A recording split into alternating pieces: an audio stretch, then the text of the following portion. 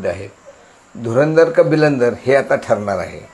कारण धुरंधर राजकारणी म्हटले तर ते विश्वजित राजेंना संधी देतील, पण ते जर बिलंदर राजकारणी असतील तर विश्वजित राजेंना संधी देणार नाही. का तर त्यांचं राजकीय. नमस्कार. नुकत्याच झालेल्या जिल्हा परिषद पंचायत समितीच्या निवडणुकीनंतर आता स्वीकृत जिल्हा परिषद सदस्य व पंचायत समिती सदस्य यांचे वारे वाहू लागले आहे. नजीकच्या 8-10 दिवसामध्ये या निवडी होण्याची शक्यता आहे.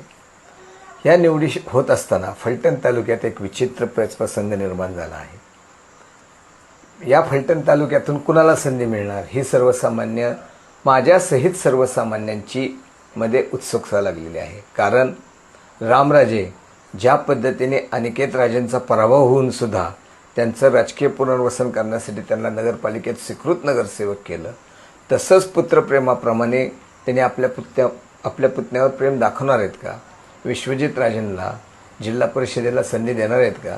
खरं पाहता विश्वजित राजेंची इच्छा प्रचंड होती झालेल्या जिल्हा परिषद पंचायत समितीच्या निवडणुकीमध्ये निवडणूक लढवायची, पण रामराजेंनी त्यांना रोखलं आणि पक्ष आदेश किंवा काकाचा आदेश मानून विश्वजित राजे शिस्तप्रिय सैनिकाप्रमाणे थांबले. पण त्याचं फळ, त्यांच्या त्यागाचं फळ रामराजे त्यांना देणार का हा खरा प्रश्न आहे. हे देत असताना दत्ता अनपटवर अन्याय करणार का हाही मोठा प्रश्न आहे. कारण दत्ता अनपट हा सुद्धा अत्यंत हाडाचा कार्यकर्ता आहे, पण विश्वजित राजेंनी केलेला त्याग मोठा आहे. वास्तविक पाहता विश्वजित राजेंवर अन्याय झाला तर तालुक्यातील युवा वर्ग राजेगटावर अजून चिडणार आहे. आणि रामराजे हे एक धुरंधर राजकारणी म्हणून प्रसिद्ध आहेत. धुरंधर का बिलंदर हे आता ठरणार आहे.